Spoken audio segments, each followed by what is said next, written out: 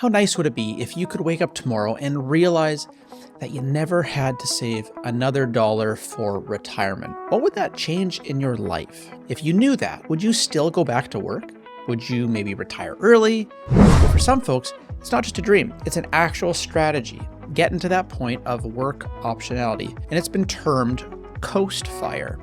So in today's video, we're going to dive into this concept. I'll break down the math, the benefits, the risks of this particular method of retirement planning, and then we'll look at a case to see how this plays out. And I'll even point you to a calculator that you can use to make the math just a little bit easier. It turns out that with this massive wealth transfer, it's happening right now between different generations.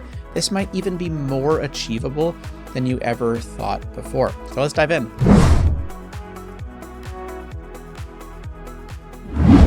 Okay, so let's start with the basics. The coast fire approach is a financial milestone where your retirement savings have grown enough that you don't need to actually contribute another dollar in order to hit your retirement goal.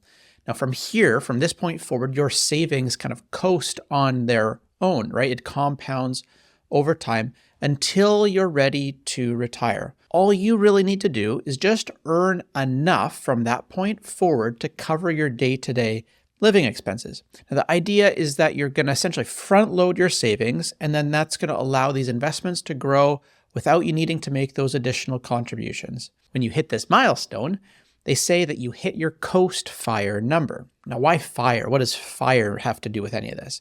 Now, FIRE stands for Financially Independent Retire Early. And this coast fire is notably different than that. The FIRE approach typically relies on an extreme savings rate and or perhaps maybe an extremely frugal lifestyle amount. Think of perhaps the Silicon Valley kind of tech bros where they maybe save 50 or 60% of their income for a few years, bank some really big bucks away into a pot, and then they fully stop work. They live on kind of rice and beans for 50 years. That's probably not your vision of retirement, but coast fire, it's different, and it might actually be right. See, when you know that you've finally saved enough, you don't actually have to immediately quit work, but you do give yourself permission to, let's just say, shift to part-time work, or perhaps take a lower paying role that gives you more control over your schedule. Maybe gives you the flexibility to take longer breaks, or maybe sabbaticals off from work, maybe a form of semi-retirement. So this approach, this coast fire approach, is going to be for folks who want to achieve that level of kind of financial security and work-life balance without needing to kind of go hog wild and potentially oversave at the cost of their lives here today. By the way, if we haven't ever met, I'm Steve Willems. I'm a practicing certified financial planner and wealth advisor with the Willems Wealth Planning Group out here in BC. We started the channel to help you plan your own retirement, helping you think about how to plan and arrange your investments, your income streams, and ideally pay less tax along the way. Now let's look at an example. Meet Mike. Now Mike is 50 years old. He wants to retire, he hopes, at the age of 58, like most of you here watching this channel. He saved $1 million in his retirement accounts so far. So he's making good money and he's got a pretty high savings rate. He's putting away about $3,000 a month right now. And at this point, he's starting to wonder, like, do I really need to be saving as aggressively, or can I let my savings kind of do the heavy lifting from here on out? Now here's the math. If Mike stays on the path that he's on, if he continues that monthly savings, if he earns an average annual return of, let's say, 6%, and if we assume an inflation rate of 2.5% and a 4% safe withdrawal rate, he'll be able to stop saving in about 5 years, which would be a full 3 years earlier than he had originally hoped. Now, as of today, his coast fire number is $1,139,117. If this plays out at age 55, he could technically stop saving and coast through those final working years. But watch what happens if we just change two simple variables. Number one, if we push Mike's retirement out to age 65, and number two, increase his spending by $20,000 a year. He keeps saving as he's done, right? He hits his coast fire number in 6 years, and then gets 9 years to essentially do whatever the heck he wants with his work, solving for only one thing, that he has to work enough to pay his bills until age 65, but not another nickel of savings. This dotted line here shows what his investments would grow to if he continued to save, and his green line here shows his investments with no contributions after he hits that coast fire number. So that's the high-level overview. Let's take a quick look at the numbers here. How do you know if you've hit your coast fire number? It's actually pretty straightforward. First, you've got to figure out what your expected spending is going to be in retirement. We've covered this in past videos. So say, you figure that out and then you drop off, any mortgage payments, savings obligations, all of that. Let's say it's $80,000 a year.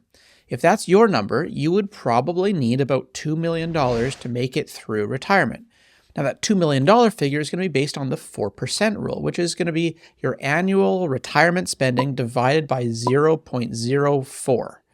If that's a hard one to remember, you can kind of flip it around and maybe recall easier the 25x rule, which in this case would mean you're going to take $80,000 and multiply it by 25, and that's going to get you to $2 million. Both rules will get you to the same retirement number. So $2 million is what you need in kind of just really simple back of the napkin terms, but then you need two more numbers. First, you need the number of years until you're going to retire. And number two, you're going to need the expected rate of return on your investments. The first, well, that's easy enough, right? So take your retirement age less your current age. So if you're 50 now and you want to retire at 60, then you've got 10 years until retirement. Very obvious. Now for the return assumption, we'd obviously start with looking at market history, right? So over the long term, the US stock market has returned about 7% after inflation, going back nearly 100 years. Canada's been a little bit less than that and over a shorter time period. Now, when we're planning, we want to use conservative assumptions, right? So let's round all of these numbers down and let's assume a 4% return after inflation, which should be pretty reasonable for the average kind of diversified investor after any costs. So let's run this through. So the coast fire number is going to equal your future retirement savings divided by 1 plus your rate of return to the exponent of the number of years that you have until your retirement. So plugging in our values of $2 million, 4%, and 10 years to retirement, we get $1,351,128. Now that's it. So if we're 50 years old, we would need to have $1.351 million and a 4% inflation adjusted return for the next 10 years to get to the $2 million when we would hit age 60. Now, I promised a calculator to make this easy. I've already referred to it in this video. This one over here from Wallet Burst is a pretty good one to play around with. It'll do a lot of this math, but it'll also bake in your current savings rate as well, which is certainly pretty handy. I'll put a link to that in the description below. And if you're planning a retirement, this coast fire method might actually be a game changer for you. And here's why. The first is just the flexibility, right? You're going to immediately learn when you'll no longer be chained to aggressive savings. Perhaps you might even already be there. Now, when you're there, new choices will naturally emerge. Maybe you're going to switch to part-time. Maybe you stay on at full-time. Are you going to push out retirement? Maybe save more, maybe retire sooner. All of these options become available to you once you know this number and once you hit this number. It's kind of a quantifiable way to give yourself permission to kind of think about or maybe even do things that you previously had maybe balked at. The second is just reduced stress, right? Having a framework through which you can know that your retirement is on track can relieve a huge mental burden. Now you've done the hard part, right? Now just the compound interest can take over. And you know what? Many people hit this milestone without even realizing it. And what they do is they still carry around that stress then unnecessarily. So 2 is reduced stress. The third is that this is just going to be cheaper than the traditional FIRE approach. Remember, traditional FIRE approach is going to require that you're going to be saving up enough to support your full lifestyle, both now and into the future. But with the coast fire approach, you only need to have enough money to support yourself in the future, since you're going to be working until that point. So obviously you still need to work kind of until then, but the burden of that aggressive savings rate is going to be relieved from you, which often, makes people feel pretty good. You just need to make enough to cover those living costs today. So this is a really attractive way about thinking about retirement planning. Frankly, it's one of my preferred kind of styles, even personally, kind of where you go big and then you give yourself permission to stop saving. but it's not obviously without some risks. First would be the impact of market volatility. A 6% return or an 8% return kind of sounds great on paper, but real-world markets, they don't move in straight lines. A bad sequence of returns could shrink that nest egg and potentially leave you short, especially if you don't have as much time to make up that difference. Of course, the best way to protect yourself from this is going to be just to have a lower, rate of return assumption going into the analysis.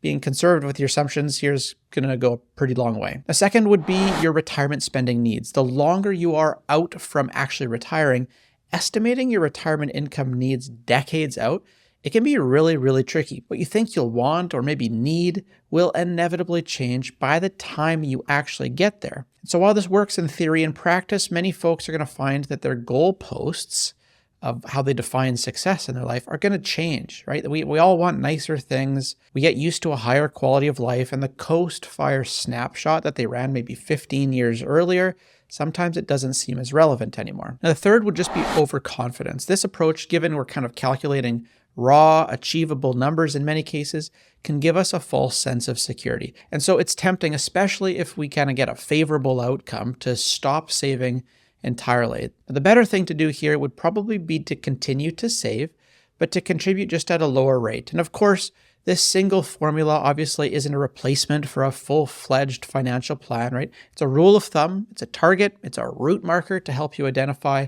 if you're in fact on track. Now, it's obviously better than doing nothing, but it's not going to be a one-size-fits-all kind of tick-a-box solution for all of your retirement challenges. Now, when you're ready to go a bit deeper than rules of thumb, we help folks answer detailed decumulation questions all day, especially for folks who are kind of think that they're pretty close to that Coast Fire number or maybe at their enough checkpoint. If you want us to take a closer look at your situation, I suggest you grab a time on the calendar for us to chat.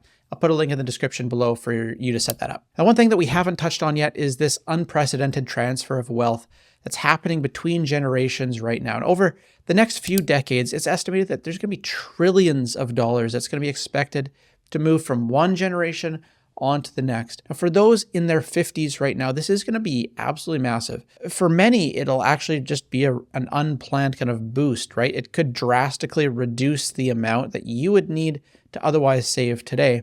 AKA your Coast Fire number might actually be lower than you think.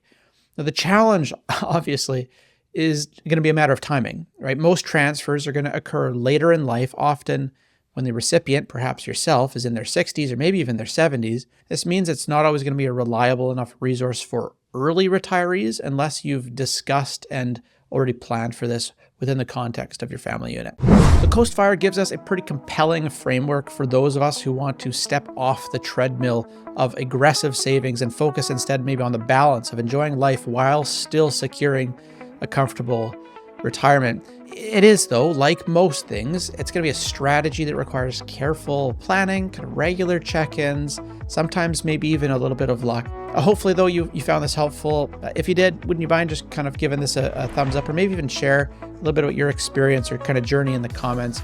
Always love hearing from you. Otherwise, that's all for now. Thanks for watching. I'll see you in the next video.